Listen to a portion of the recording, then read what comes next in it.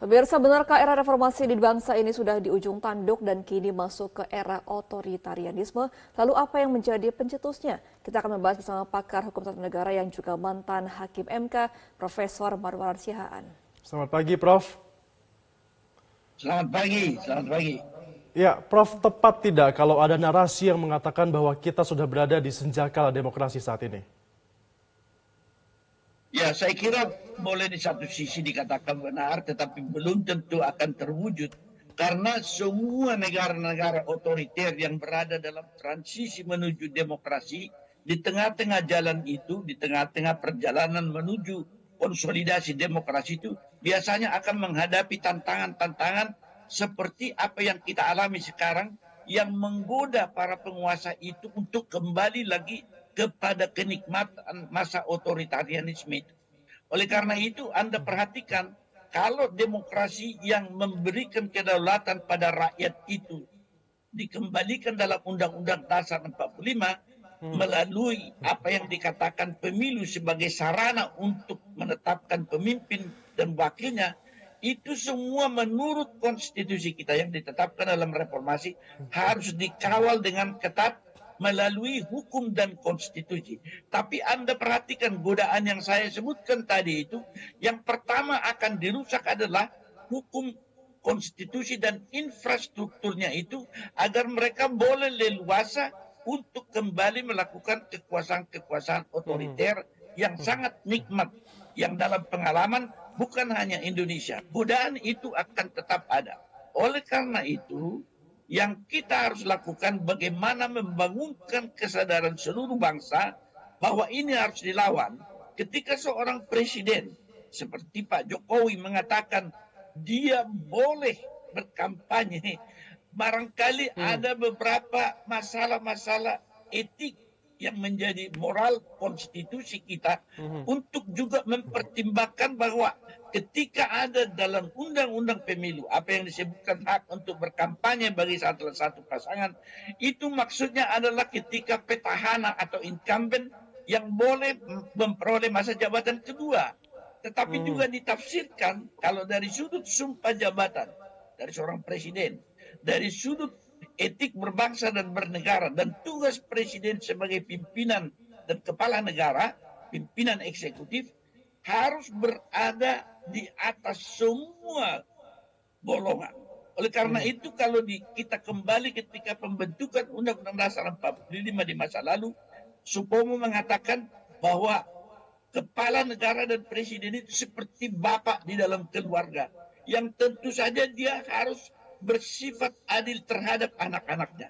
Kalau kita lihat misi daripada seorang presiden di dalam pembukaan Undang-Undang Dasar, dia harus menjaga keutuhan bangsa, tanah air, memberikan kesejahteraan bagi seluruh rakyat, dan juga mempertahankan apa yang dikatakan keadilan sosial itu.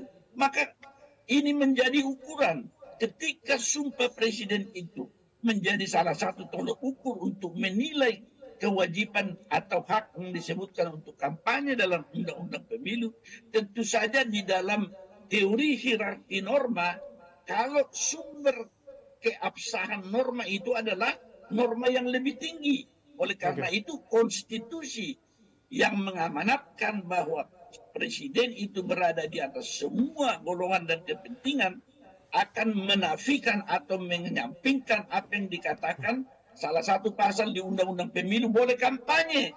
Itu ketika dia incumbent boleh, tetapi kampanye ketika dia bukan lagi incumbent, meskipun anaknya dengan satu sikap yang dikatakan nepotisme mendukung anak untuk bisa, meskipun peraturan atau undang-undang menyatakan tidak boleh, dengan menghancurkan itu Mahkamah Konstitusi. Inilah memang gejala terakhir yang dikatakan demokrasi berada di ujung tanduk yang disebutkan boleh jatuh kembali kepada otoritarianisme. Kita harus mencegah ini. Seluruh bangsa Indonesia melalui pilihan kita tanggal 14 Februari. Nah, Prof, baru kalau memang kita sudah punya indikasi pemimpin yang cenderung otoriter di saat ini, apa yang harus dilakukan negara dan juga masyarakat bersikapnya? Ya, saya kira kalau di dalam konstitusi sebenarnya ketika bukti-bukti cukup adanya pelanggaran konstitusi, perbuatan tercela seperti yang terjadi ini, mekanisme yang ada di konstitusi yang disebutkan harus dimakzulkan seorang presiden. Tetapi waktunya ya tidak akan memenuhi ketika jabatan presiden itu akan diserahkan bulan Oktober tanggal 20 tahun ini. Oleh karena itu yang kita lakukan, bagaimana menyerukan seluruh rakyat Indonesia untuk tidak melihat apa yang dikatakan amplop-amplop yang dibagikan oleh seorang presiden.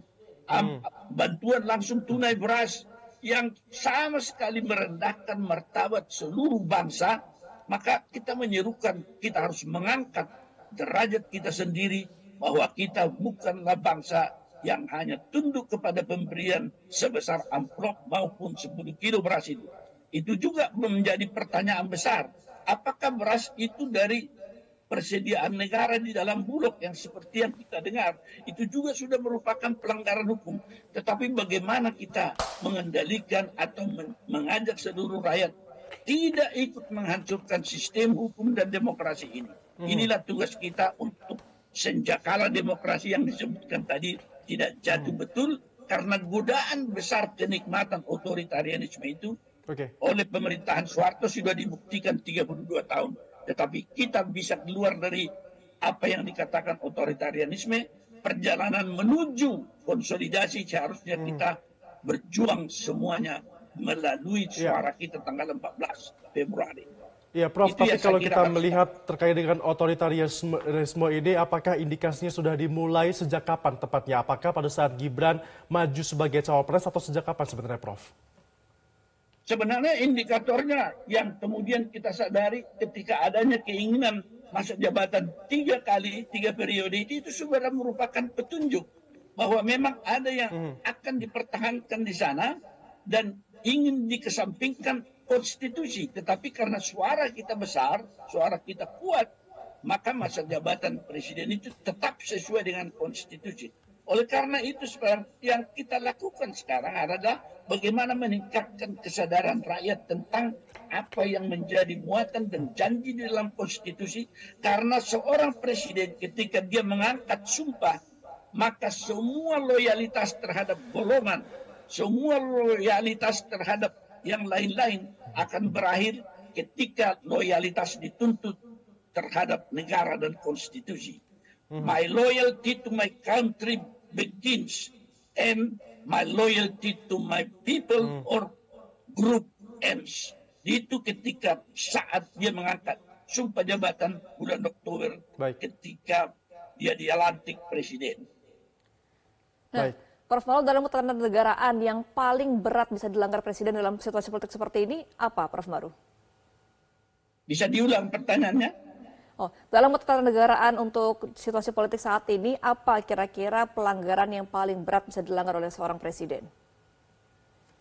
Saya kira inilah pemihakan terhadap satu golongan seperti yang ditunjukkan presiden terhadap satu pasangan calon, dan dia berada di posisi itu dengan segala kewenangan presiden yang dipergunakan seperti apa yang terjadi ketika dia mengumumkan dia boleh kampanye seluruh kekuatan militer karena dia panglima militer yang dilarang oleh konstitusi tetapi digunakan. Inilah yang paling berbahaya itu karena mendemonstrasikan apa yang dikatakan otoritarianisme itu jika dilawan bisa berhadapan dengan kekuatan, padahal mereka itu adalah kekuatan yang kita bentuk sendiri untuk membela rakyat, bukan membela satu golongan. Barangkali pemihakan seperti inilah yang bisa mengatakan Indonesia sebagai satu tanah air yang bersatu dengan keberagaman bisa berbahaya ke masa depan, karena setiap orang yang melihat dengan penuh kecewa atau golongan-golongan yang melihat dengan penuh kecewa akan berusaha untuk memisahkan diri dan membentuk suatu unit tersendiri dalam memerintah dirinya. Ini sangat berbahaya dalam janji untuk kesatuan dan persatuan bangsa yang menjadi sebenarnya tapi dalam kasus kita ataupun dalam kondisi kita pada saat ini di mana presiden sudah nampak seperti memberikan isyarat berpihak dengan 02 seperti itu. Fondasi untuk mempertahankan demokrasi ini sebenarnya di mana, Prof? Apakah di presiden atau memang di rakyat? Apa yang harus dilakukan rakyat? Saya kira di kekuatan itu, kedaulatan itu ada pada rakyat. yaitu ketika dia akan menghukum pejabat itu adalah di kotak suara. Pada umumnya negara demokrasi memberikan kewenangan dan hak pada rakyat untuk menghukum pejabat atau pemerintahan yang tidak setia pada rakyat itu setia pada pemilu. Tetapi ketika suara rakyat dikooptasi, kesadaran yang tinggi dari semua pihak untuk menyatakan bahwa suara dan kedaulatan rakyat itu tidak bisa dibeli dan tidak bisa dibelokkan. Itulah merupakan upaya kita yang terakhir sekarang.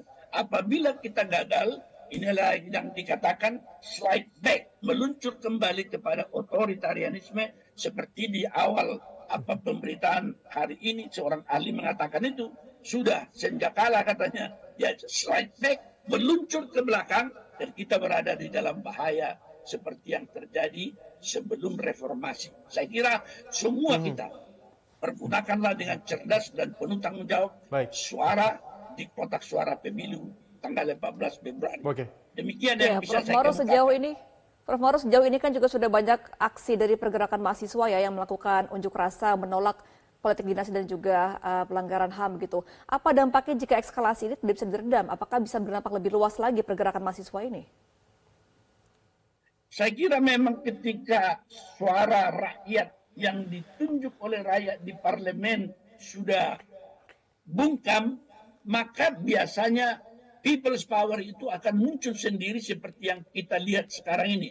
Tetapi seberapa besar ini akan bereskalasi, ini tentu akan menjadi pertanyaan yang tentu kita lihat ke depan ini. Kalau biasanya yang muncul dalam keadaan seperti ini adalah tentu cendekiawan dan para mahasiswa. Meskipun saya berpendapat bahwa seluruh civil society, seluruh perguruan tinggi para cendekiawan sebenarnya bisa mempersuasi atau meyakinkan Pak Jokowi supaya kembali kepada konstitusi dan janji sumpahnya dipegang, kemudian melaksanakan pemerintahan di ujung sisa masa jabatan ini menurut apa yang dikatakan di dalam konstitusi dan mencegah pemihakan serta pelanggaran-pelanggaran maupun apa yang dikatakan pembungkaman atau kerusakan infrastruktur hukum yang mengawal demokrasi. Biasanya infrastruktur hukum itu sebagai pengawal demokrasi itu yang pertama-tama dirusak agar boleh sebenarnya menuju kepada apa yang dikatakan otoritarianisme di dalam kelanjutan masa jabatan. Ya, artinya agar infrastruktur hukum itu tidak dirusak, rakyat harus menentukan nanti untuk mempertahankan demokrasi ini dan kita buktikan dalam pemilihan umum di 14 Februari 2024 nanti. Terima kasih Prof. Madwarno Sihaan yang merupakan pakar hukum tata negara dan juga mantan hakim MK sudah bergabung bersama kami dalam Metro Pagi Prime Time. Jelajahi cara baru mendapatkan informasi. Download Metro TV Extend sekarang.